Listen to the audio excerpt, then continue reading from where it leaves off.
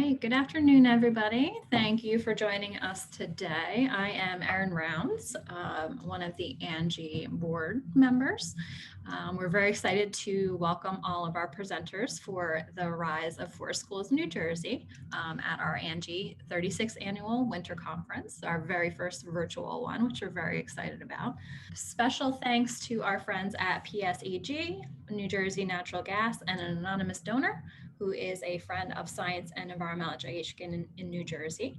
We are also placing a link for our YouTube channel in the chat room, so feel free to visit that and see some of our workshops from our fall conference, which was completely outdoors, but we were able to record so others could see. All right, just a few reminders. We ask that you guys keep yourselves on mute during the presentation. If you have any questions, please put them in the chat and we'll get to them as we can. There will be time for live questions at the end of the presentation. So if you want to hang on to your question until then, you can as well. So today's workshop is Rise of Forest Schools in New Jersey. We have some great folks with us to show us a little bit more about what they're doing out there. So forest schools represent an outdoor education delivery program for preschool age students. They're designed to provide inspiration and holistic growth to very young learners. They are conducted outdoors and foster resilience, confidence, creativity, and they are beginning to sprout up all throughout New Jersey. So today with us, we have Amanda Schuster from Tenafly Nature Center's preschool program, Chantel Zimmerman from Sensory Garden and Play, Nicole Langdo from Painted Oak Forest School, Clair Sonneman from South Mountain Nature School, and Melissa Sheppard from Star Child Nature School. We're going to put their bios in the chat, but hopefully each of these ladies will share a little bit about themselves as they talk today.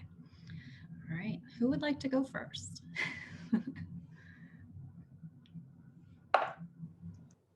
I'm a big believer in being a guinea pig for the thing.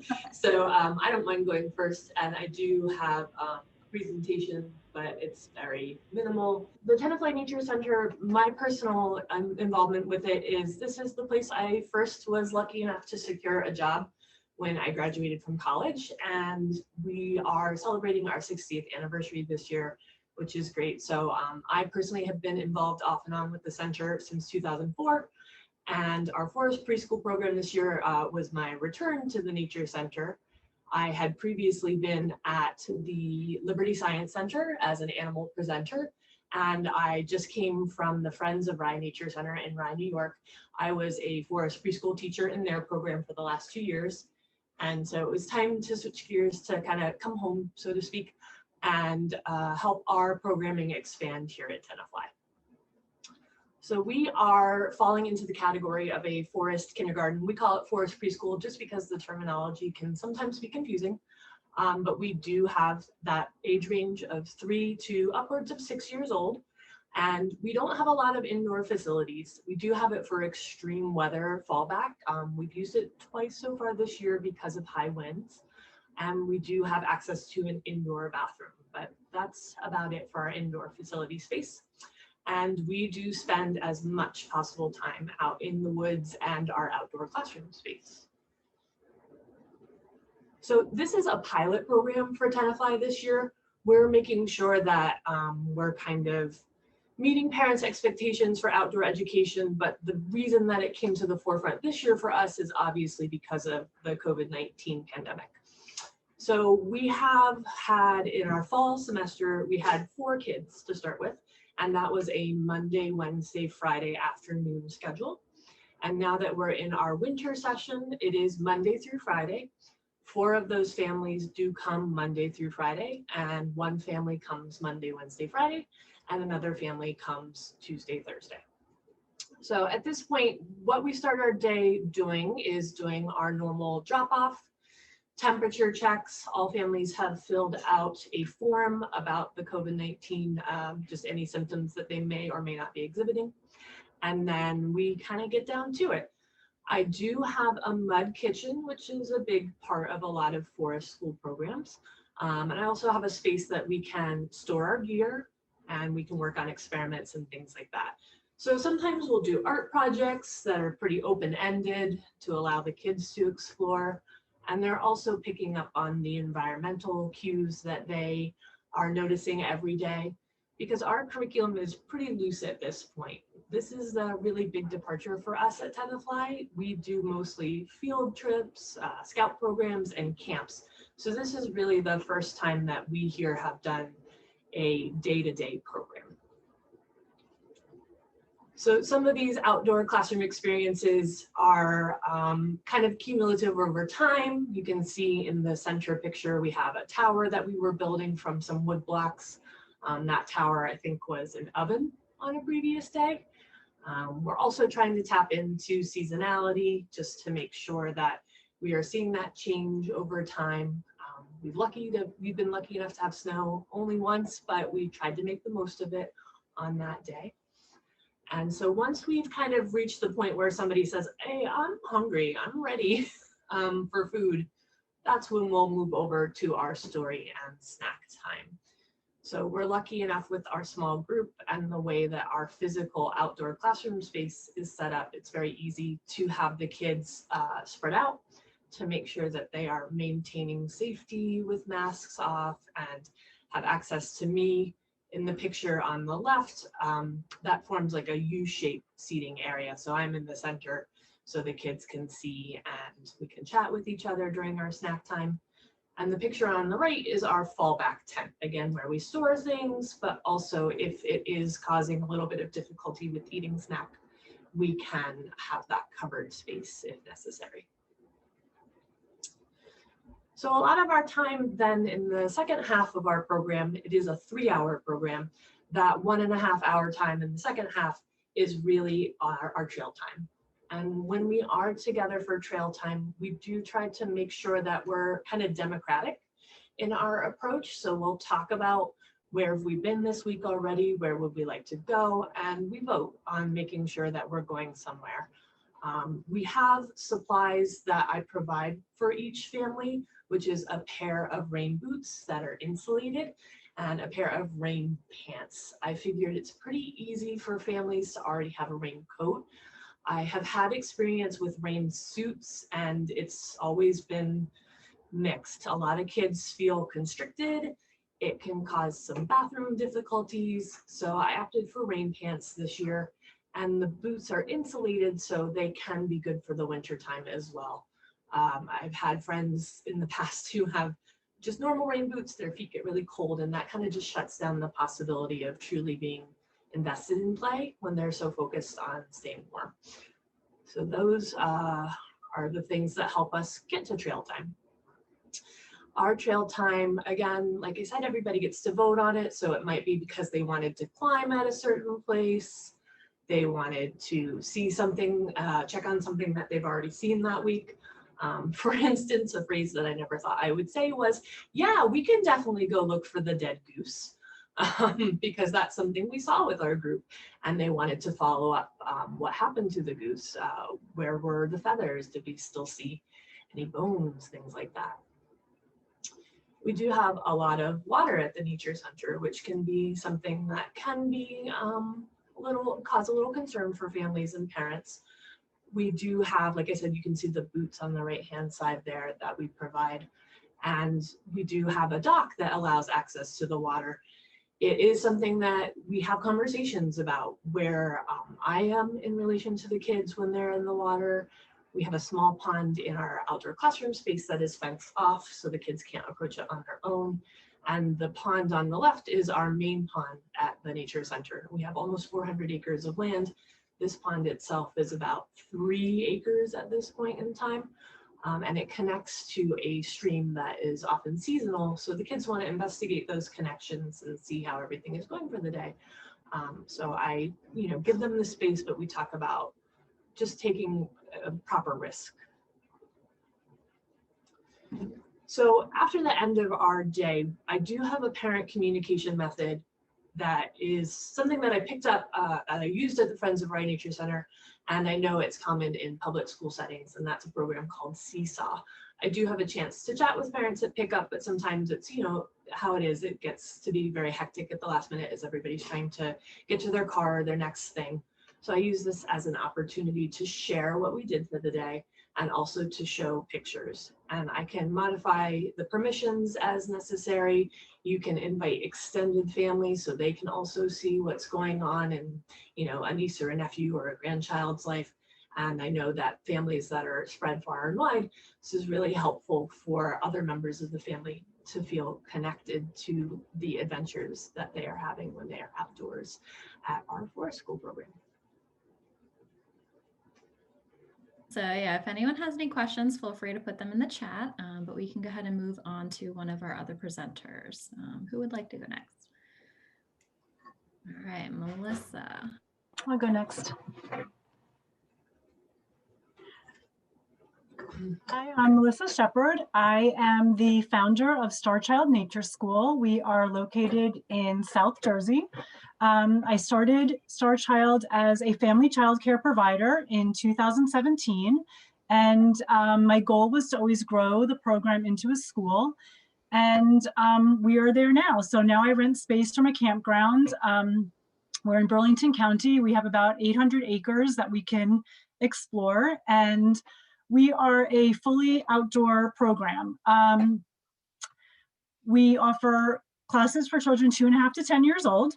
Our program is also like Amanda's, we're 3 hours long. We have a morning session that is from 9 to 12 and an afternoon session that's from 1 to 4. And just basing off this rise of forest schools, when I started Untitled in 2017, I opened my doors with 3 families, hoping that I would have enough to, pay myself. And by March of 2018, 6 months later, I was at full capacity. And for family childcare, you can only have 5 children at any given time. So I knew that if I ever wanted to grow the program, I would have to eventually leave, my home. So I've always been looking for a space to grow to, and have always had a wait list since 2018. So in September, just of 2020, I was able to move to the campground that we rent from now. And we went from 15 families in June of last year. We ended our school year with 15 families. And this year, to start in September, we have about 55 families and 70 students and 9 teachers. And the program really has grown. We are set up as a school. So we have outdoor classrooms, we have tables, we have stumps for chairs, we have a plywood easel, a chalkboard, a mud kitchen, a construction area, an obstacle course. We really try to make the outdoor space look like if you took an indoor space and brought it outside, with all the benefits of having the sky for your roof and the trees for your walls. As far as curriculum, we do not follow a specific curriculum, but we are definitely a balance between a play-based program and an academic program. So free play is ongoing. We'll pull the children to do large and small groups, one-on-one activities.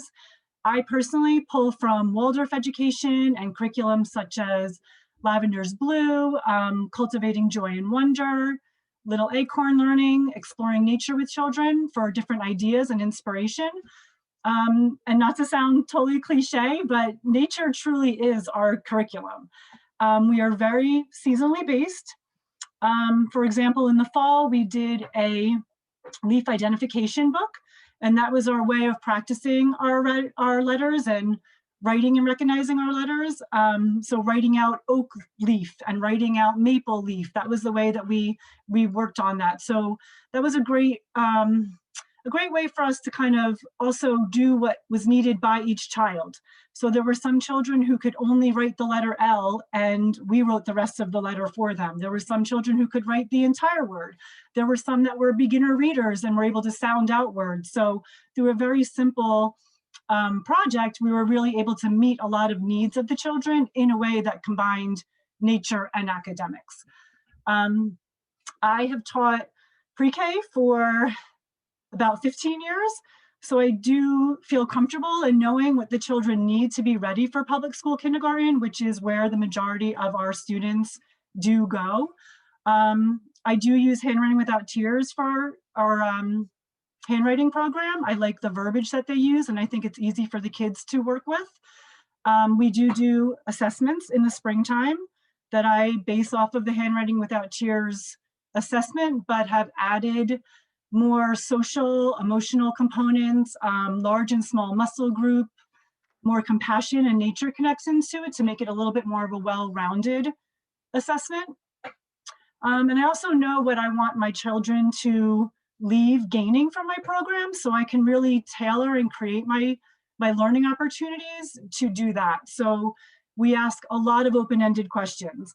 We promote a lot of problem solving, a lot of teamwork, a lot of compassion for living creatures, social interactions, wonder and awe, and really trying to have the kids open their eyes to see what's around them, not be so focused as young children often are within themselves, and really try to expand their vision.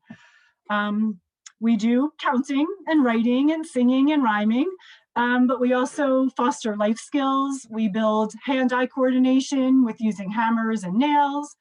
We discover, we wonder, we imagine, we're curious.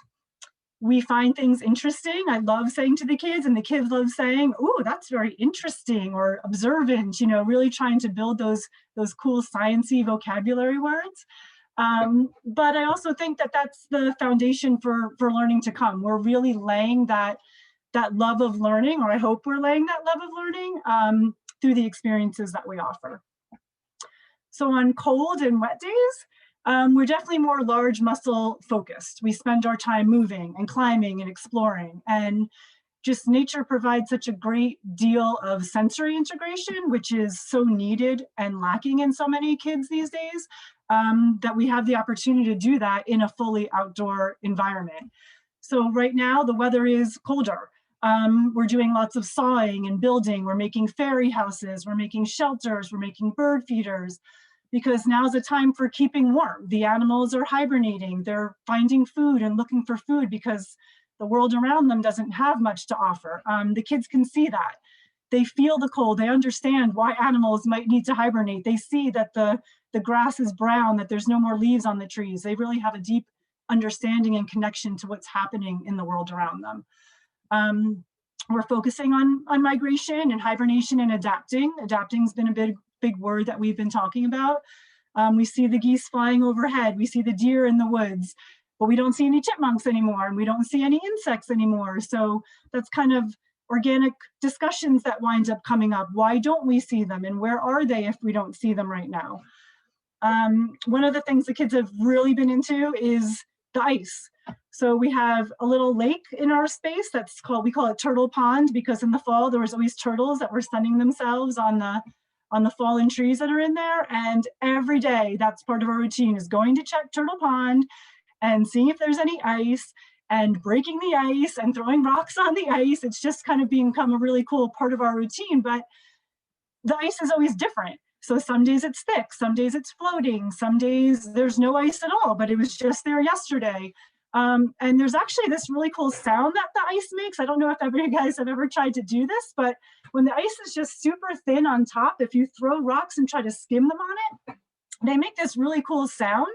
And there's actually like YouTube videos and everything and science websites about this, because it's just this really neat, vibration that happens and this really interesting sound. So I love that we're basically learning through living. This is how we're teaching the kids. Science is real. These are things that are happening and they're creating for themselves. If I had to sum up things for why I so strongly believe in a fully outdoor or mostly outdoor program, it's this whole body immersive experience that the children are getting. The other day we were sitting and having snack, and we were watching these gray clouds come in, and we could feel the air temperature changing and the wind was picking up, and it started snowing right on top of us. And the kids were so excited. There was like this nervous energy about seeing these approaching storm clouds. And then it snowed down on us, and it was windy and it was beautiful. And then the clouds moved past and the sun came out. So it was like 4 different types of weather in 15 minutes. So we went from being curious and nervous to excited and calm in 15 minutes. Like, the sensory experiences that those children just had just can't be replicated in an indoor environment. And they came in the next day still so excited, like, oh, can you believe those storm clouds? And we couldn't believe how it snowed, but then it was sunny. And I just love that the kids feel this so strongly. They see and they do, they smell, they discover, and they're building these physical bodies and this, interoception sense, this self-regulation sense. And they're excited about what the world has to offer and what each day is going to bring. Just being in this fully outdoor program deeply connects you to nature. You have to adapt and embrace it. And honestly, there's something that kind of awakens inside of you. It's really this feeling of being alive. There's been days when I've been outside for 9 hours in really cold, rainy weather, and I am tired when I get home, but I'm not drained. It's a different kind of tired. It's more of this satisfied, nourished kind of feeling. And that's what I hope that my program fosters in the children, this feeling of contentment, this feeling of resiliency, a feeling of accomplishment, self-confidence, and excitement for what the next day brings, this curiosity and peace. And I really hope that these kids turn to nature when they've had a hard day, as they get older and navigating the world is a little trickier, and they just feel like they need to go for a nature walk to clear their heads or clear their thoughts. And I know they might not know why. Most are not going to remember that they are drawn to walks in the woods because they went to nature school when they were kids, but I'm okay with that. I really just hope that they find solace and a connection to nature as they go through life. And I'm really happy if my kids left with that. Thank you. Thanks for the opportunity to share this with you today. Thank you for having us. And I'm just really grateful that the interest in nature and forest schools is growing, so we can really be advocates and bring this style of education to more children. Thank you, Melissa. And I know a bunch of your kids, and they're really great kids. Thanks. They've definitely fostered a connection to their world. Oh, thanks, Erin. All right, who would like to go next? Who do we still have left? All right, Chantel. Oh. Hey, everyone. This is my first year doing this, so I'm really excited to be among the best of the best. So thank you for that. So how I started, and my bio will say most of it. 2 years ago, I really started thinking about, I have twin daughters, about what kind of schooling I would like for them. And I just couldn't wrap my head around your typical preschool. Not that there's anything wrong, but I just felt that since we're hiking and we do everything outside, I needed to come up with something. And so I did. And in the summer, I decided, just like Melissa said, something just sparked in me. And I decided I was going to just put it out there, since I had been working with homeschooling parents and pods. So my goal was to have 4 kids, and that was going to be it. And if anything came out of that, that was going to be my oof, right? That gumption that you have for 4 kids. Within a week, I had 14 students sign up. People had known that I was a teacher. They knew me from town. They knew my reputation. So 1 class a week for an hour and a half turned into, from September, the following week, I was starting to get so much interest that I went from 1 location to 3 locations with about 10 kids. So obviously the need in the audience is there. So now I've started seeing, okay, you see what I see, right? You see that there's something to be there and set for, but how do I explain that? I made the program a non-drop-off program for the little kids. Now, I had so many parents that had known me from town because I was a school teacher here that said, can we please drop off our 4-year-olds? So now I had a mix. And as I guess in the beginning was a little bit weird just to have that, because as a teacher, you want to make sure you have all your students, but you had parents. What came of that was absolutely sensational. I had so many parents say to me, I never thought of creating worm towers. I don't let my children touch worms. And I kind of said, well, what do you mean? That's what we do here. So what I started realizing is I was modeling for the parents what to do. I was sending home something, whether it was a worm tower or an ant farm that we created from just being outdoors, and now they had to observe this and make this observation at home. So it was not just the hour and a half you were with me, now you were taking it home and it was your homework, I guess you would like to call it. Kids had kept their worm towers and then created a compost just for these little worms, right? So it was a 7-week program. it ended up going all the way till November. So from September 14th to November 14th, it went on, and I had over, I guess, like 30 kids. So I thought I would end there. I was wrong.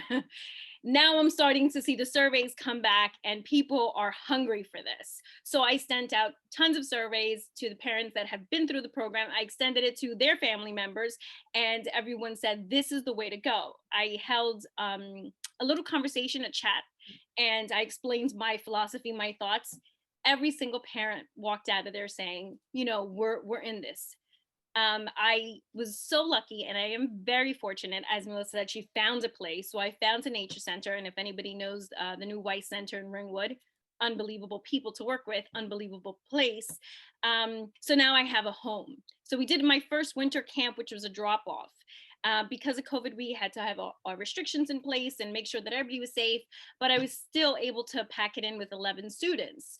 And now for our spring program, and this is what I'm most excited about.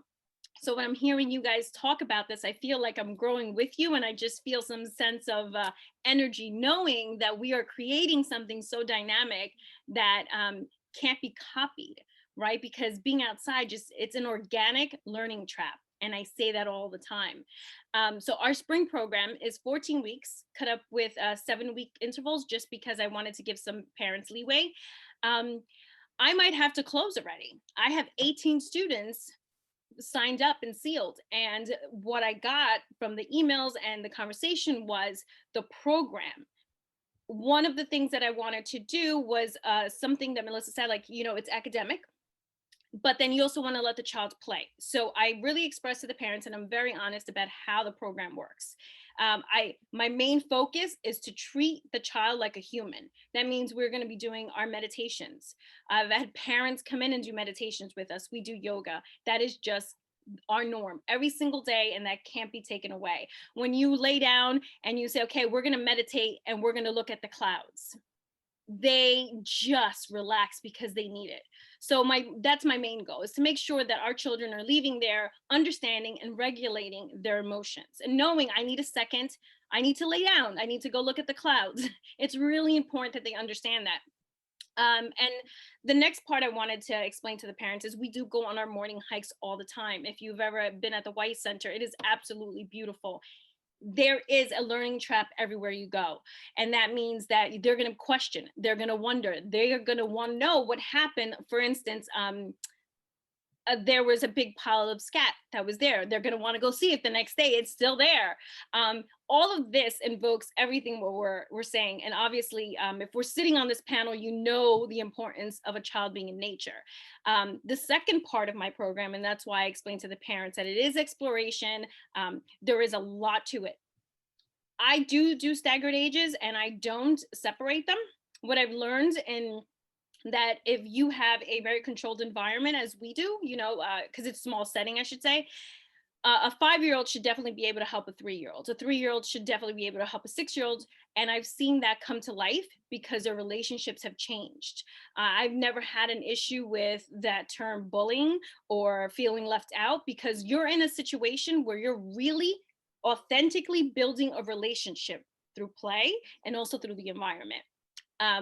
Our second portion to our program is we are going to create a garden. And it is going to be, this is my mission, so I'm very excited about it.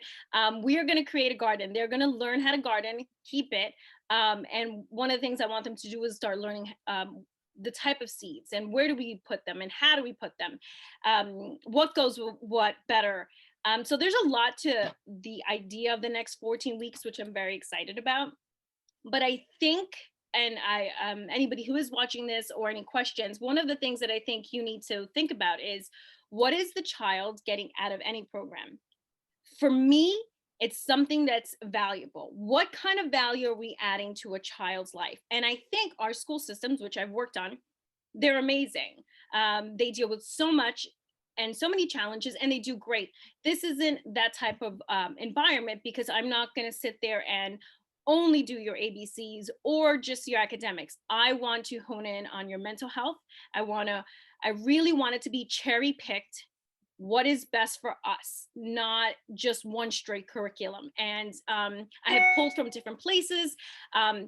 For me, raising little shoots is one of my favorite, just because it really targets this age group. I've had children that in their non-drop-off programs from 1 to 4. So a 1-year-old is very different to deal with, but when you have these organic learning traps with parents being able to learn and teach their child is amazing. Come the spring, we will be having a non-drop-off program, and then we will also be having our spring program that will entail the our regular hikes, and our garden is going to be the big the big thing this year.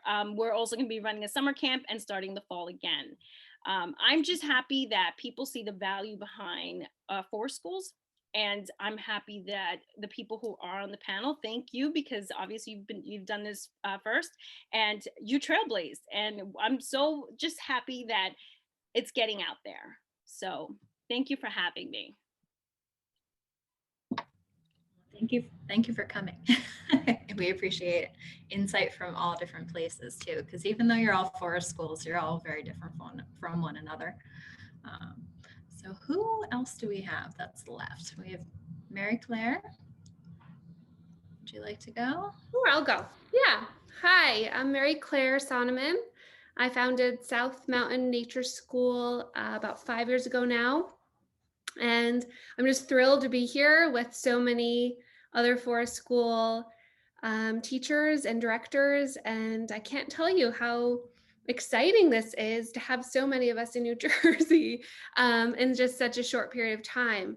I may be one of the first among a bunch of others, but it's wonderful to see you all here and learn how your programs are developing and going.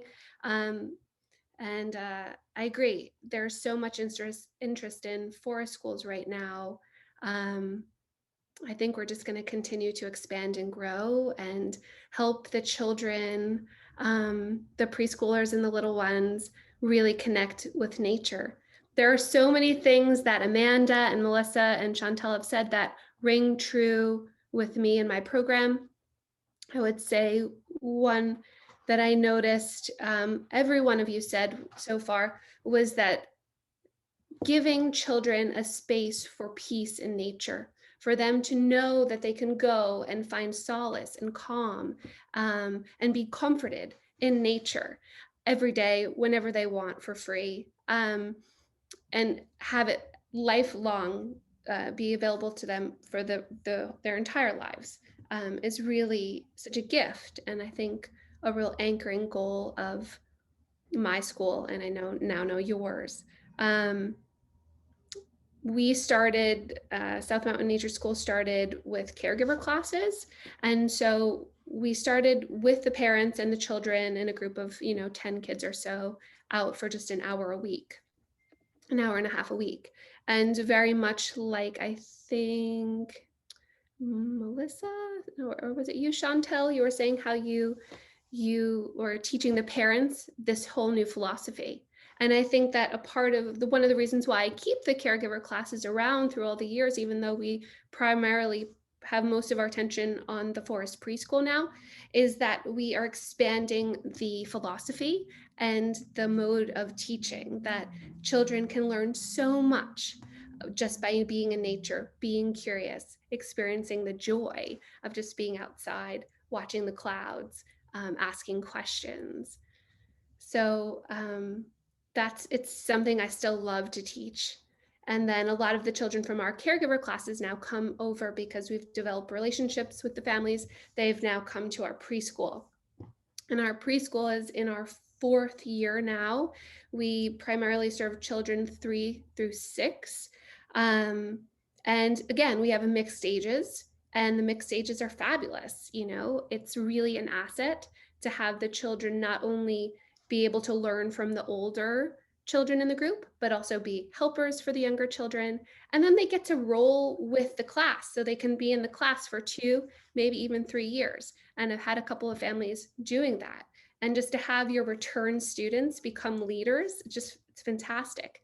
And I think that the mixed age is a real anchoring philosophy connected to forest school, along with this love of nature, inquiry, and starting the day with a lot of questions and not a set agenda. You know, I often ask the children, what are we going to do today? And they always have something to say, you know, and if I were to say, we are going to do X, Y, and Z, the enthusiasm is dampened. They're like, I don't want to play pirates, you know, but they're like, I want to play bear trap. And it could have been the same type of play, but now it's their idea and they're super invested into it. And we just go with it.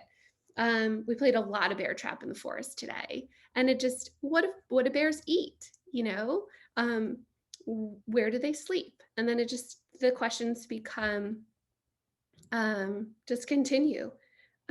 So it's a lot of fun. What else can I say? We do have story time, you know, the rhythm of the day. We have a lot of inquiry, free play, obviously in the beginning part of our day. And then we do sit down and we have snack and we do have story time. And we do bring in nonfiction, because if the children are asking a ton about red-tailed hawks, it's nice to bring in a book and kind of delve deeper into that topic. And it's a way for us to really explore kind of more complicated science topics, which we want them to learn more about. We do pass the story sometimes, and then we continue back the second half of our 3-hour class. We go back to free play. So it's a lot of free play in the day. And I think that's really, really important for giving the children time and space to be creative and to figure out what they want to do with their time. So that's our program in a nutshell for the preschool. And then we do camp and things like that as well. So I'm happy to join you all today, and thank you for this opportunity to speak. Well, thank you. We have, I believe, one more person who's left. Is it Nicole's left? Nicole, would you like to speak? Sure. Yeah, I'm happy to anchor the conversation, I guess, be the last one to go. So yeah, I just wanted to echo, you know, what all of my colleagues here have said. You know, so thrilled to be here today and just to be given this opportunity to speak about forest schools. Love that they are coming on strong all over the country, but, you know, especially right here in New Jersey.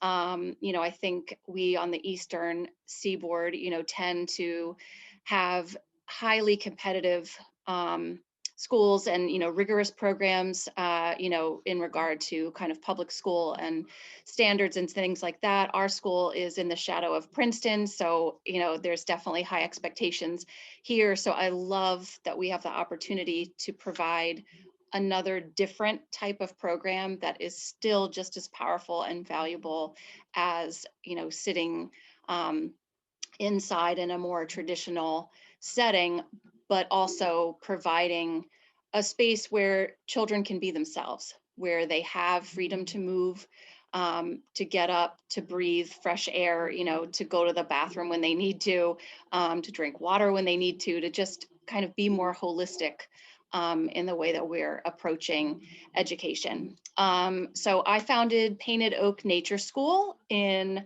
2012. It was Painted Oak Nursery School then.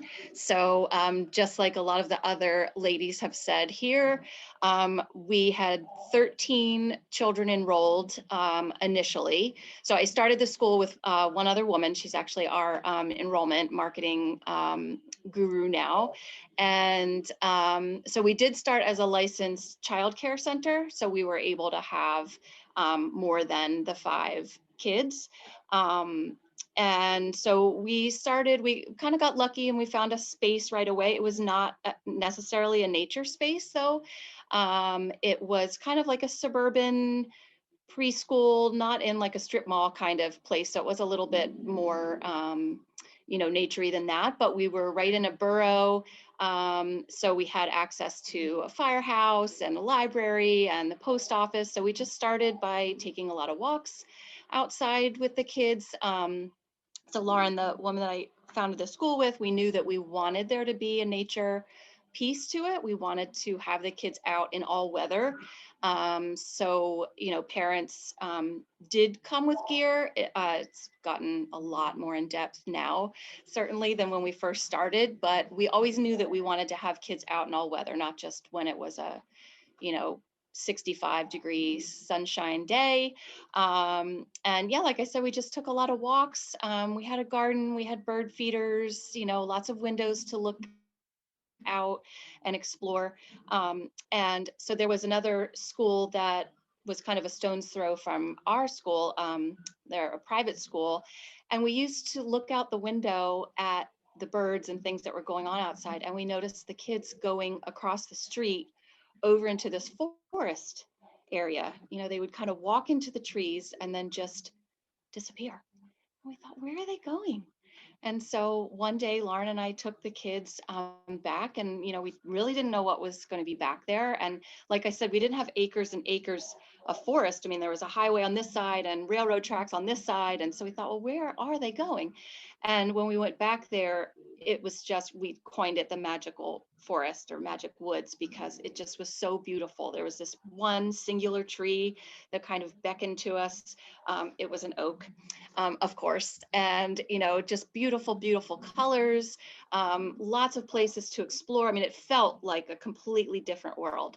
And so the children loved going back there. We loved going back there. So our program became more naturey when we found this space that we were trespassing on, but but we were exploring, and it was a space where the kids would set up their own little shelters and name everything. And we had chairs that they found back there, because it was just kind of like right off the road, and so sometimes people would just toss stuff, and so we used it to build and create this little world back there.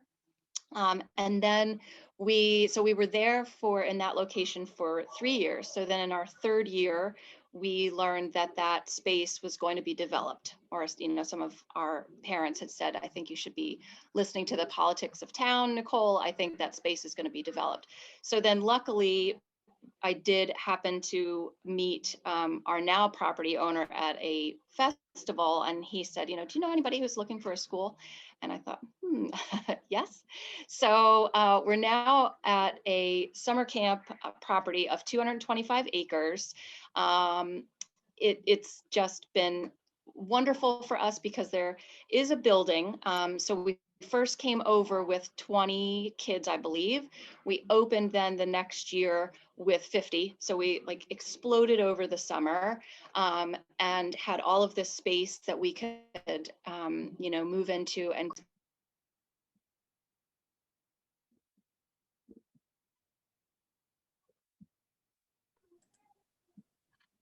Nicole, you're on. okay, good. And so now we'll be going into our 10th year next year, and we're on track to have 100 kids a day, 10 classes.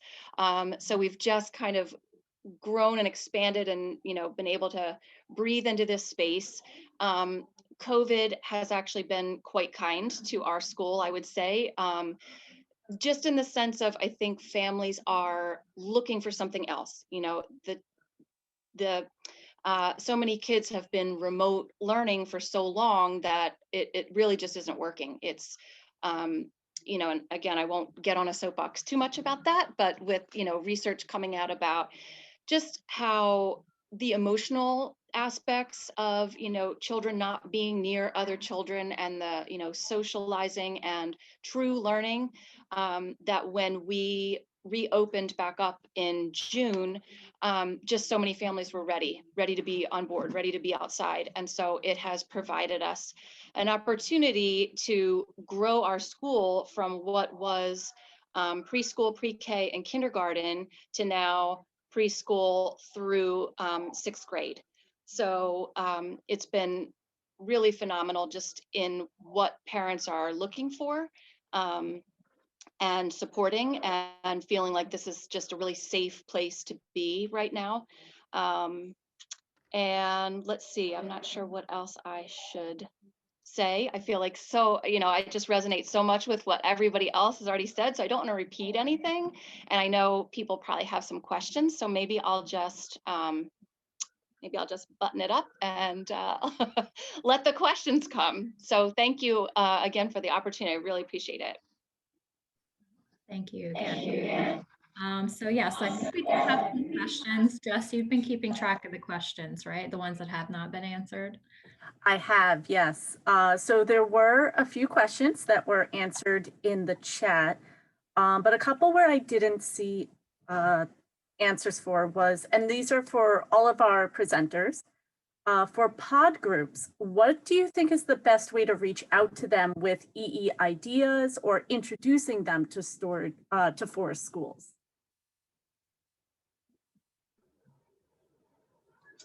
We've actually had pod groups approach us just because of the nature of us being a nature center and not just a forest school program.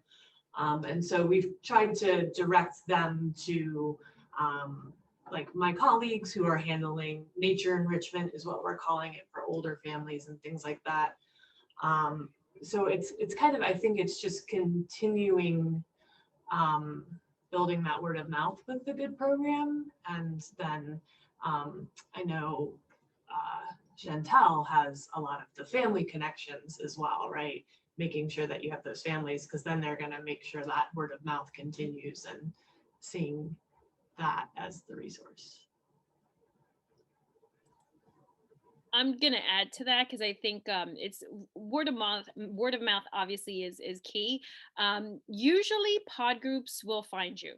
And I say that lovingly because they are a group of parents who want the best for their child and they know that they're going to need some kind of resource. So they're going to go to a nature center, or they're going to find what usually happens is a tutor, somebody that can help them along the way.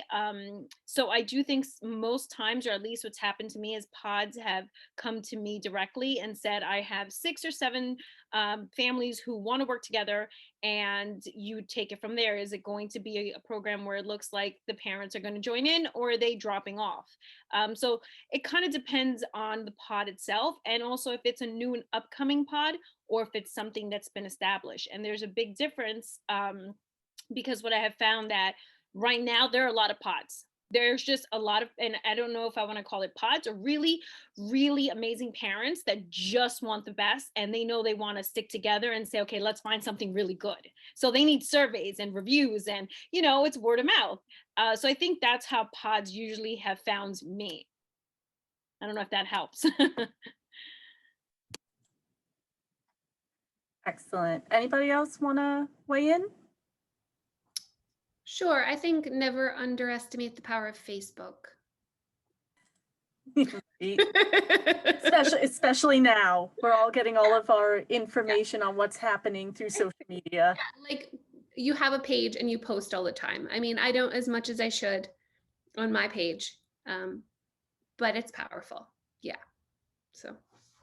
Awesome. Thank you. So we have a fairly large question, but it has been asked a couple of different ways. And a lot of our audience is curious about state regulations. They want to know if you guys can describe the certification process in terms of the state of New Jersey Board of Health, Board of Education, what certifications you need, what types of insurance you might need. Essentially, how do you start your own nature school legally? I mean, I can share that I started as a family childcare provider, which is something that you go through your county to do. For me, that was a safe springboard. It was very low cost to start up, and I figured I'd go from there. So this was something I was able to do out of my home. And I had 3.5 acres of land, most of it's wooded.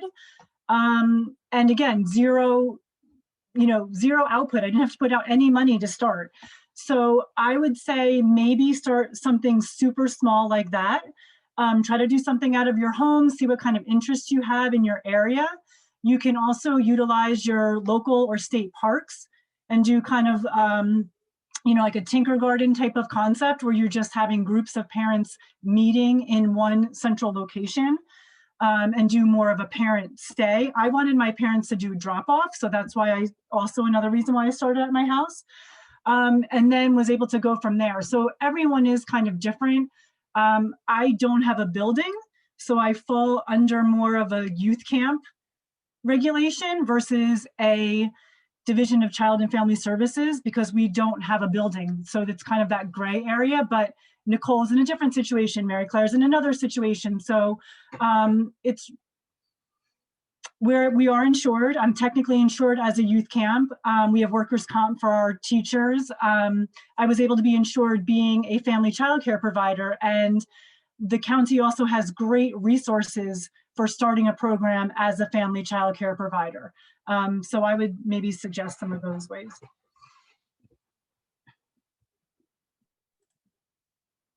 Excellent. Anybody else want to hop in? I can kind of echo what Melissa said, that okay, I'm unmuted. Okay, that yeah, we started as I said before, a licensed childcare center. So that was through the state. So then, of course, there were certain requirements to get that license. So certainly a building, I think, is the main component. And then we are now a private school. We're a non-public school, since we have children that go up through 6th grade.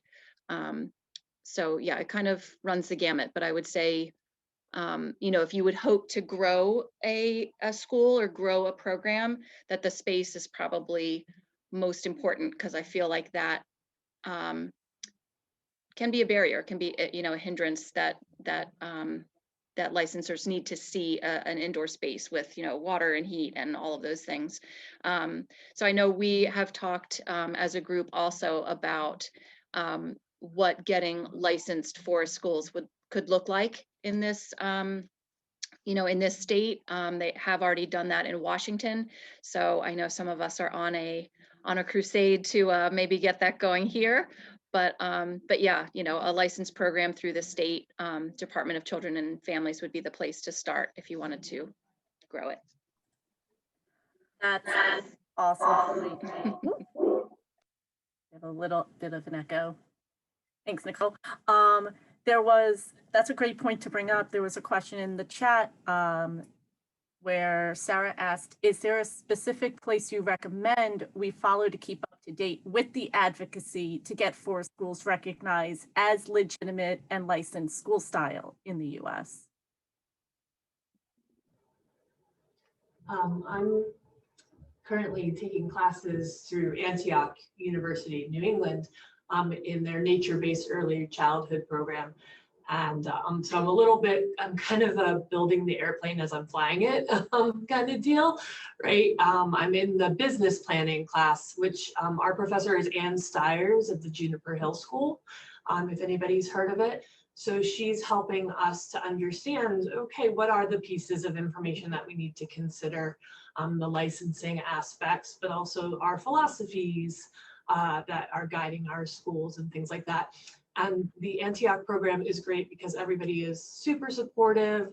It does comprise people like David Sobel is on the staff there as well. So it really is quite the source of some of the way that forest schools are being trained in the United States, as well as Arafans is another very popular way. And so, Arafans has switched to an online format of programming to become certified. Like Melissa, you said, is it Melissa that's level 2 certified for Arafans? Yeah. So it's made it so that there's not necessarily the in-person component. If you were ever questioning, is this for me? Then that's kind of a lowered barrier. And Antioch is great because they do have a try it out option. You don't have to matriculate if you don't want to, if you just want to take some of the courses that you feel like would be helpful for the specifics. Everybody's been really gracious and helpful there. That's great. And just for those of us who are not familiar with all of the acronyms, can you tell us what ARAFAN stands for? Sure, it's the Eastern Regional Association of Forest and Nature Schools.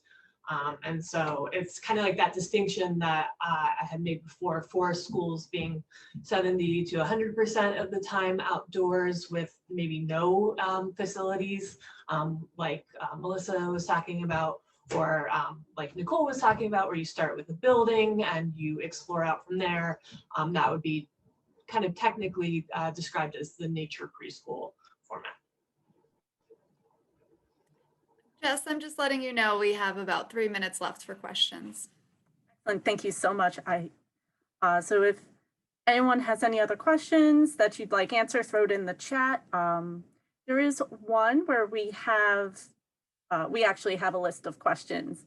And one of them is, how can we encourage more parents to see the value in a program that is not a typical program for our region?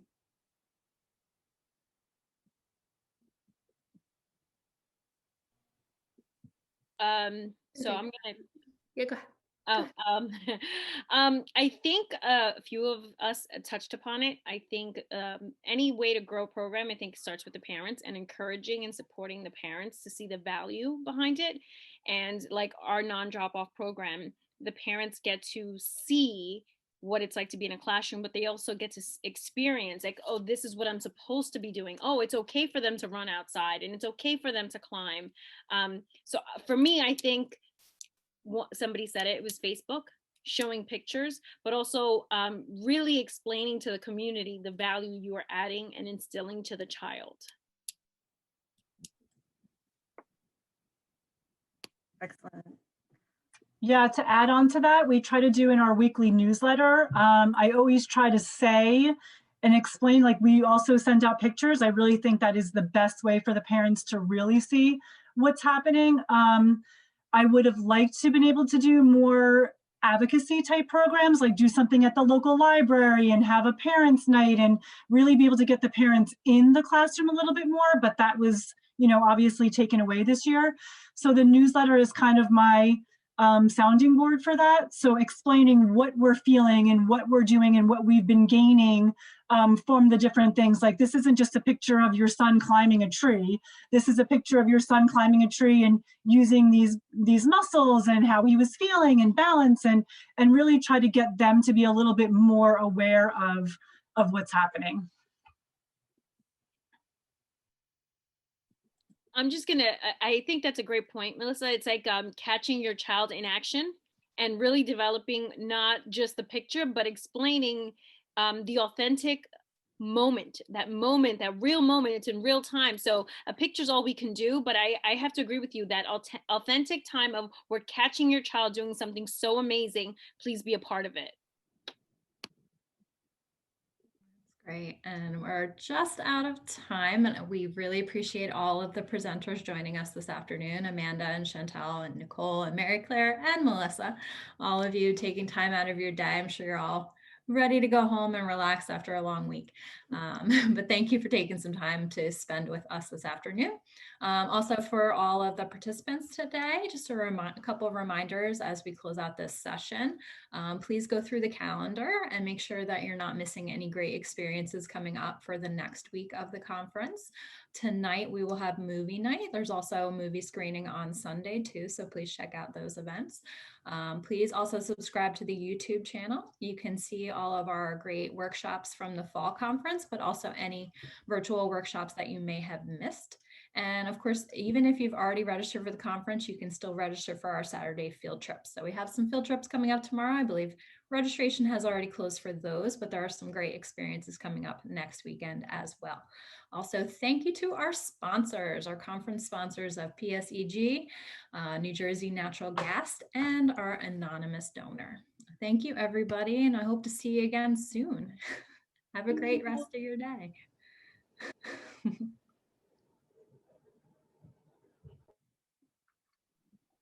Bye, everyone. Thank you. Bye all. Be well. Take care.